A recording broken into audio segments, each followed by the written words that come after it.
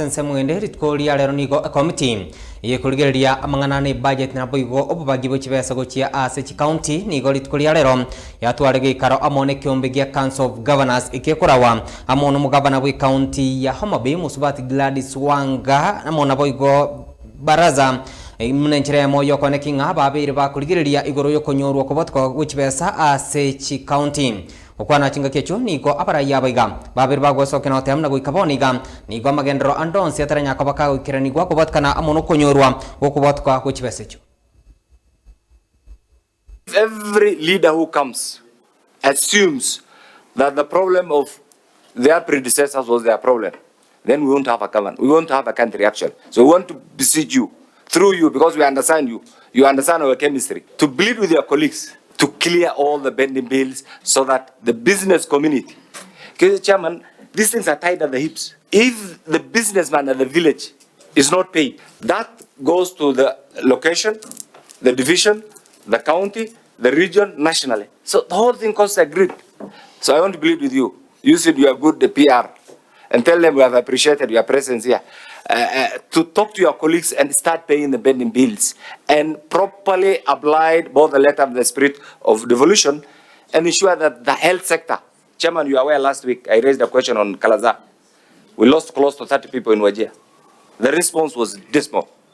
That's why we had to bill to the national government. If that is done, I think we are all ready to support devolution, and that's what we have asked for.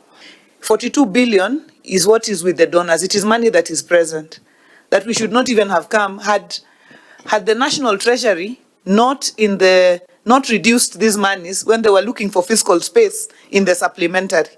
And that is why we made the comment that surely you cannot amend the CGAP by the supplementary. It should be the other way round. You first amend the additional allocations, then you supplement. But you can't go and reduce monies in the supplementary and then come and say, we had already allocated you, but the money is now not in the supplementary. So our view is that Council of Governors should explore out of court settlement with us. What is your view, so that we can be able to move as a united country? You remember over the weekend we were sharing a forum with the president, and he appeared also to be frustrated with these many court cases. What is your view as a way forward for all of us?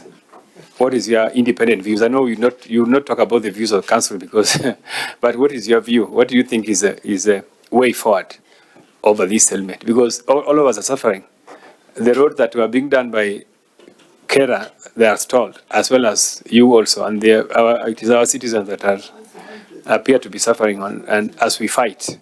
If there is an avenue for dialogue and out of court, discussions that provides justice to all sides, I think it is the best approach. In fact, even the other financial year, you remember we were in court, but when we had a discussion with Honorable Ndindi, we agreed as a council. We actually went and withdrew the case. But the National Assembly, there was a bargain that we had there.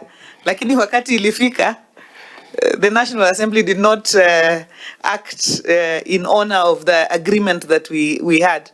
That is how we ended up back in court. But we are always ready, more than ready and willing to have a conversation together, because these people are all our people. We hold these officers in trust.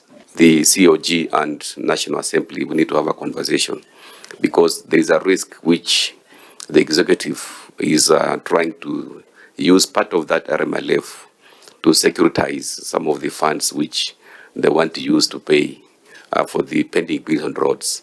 So a conversation between ourselves and the National Assembly is actually urgent. Thank you. Wanchimura chinga kiagenda tukane kigwa kurwa sense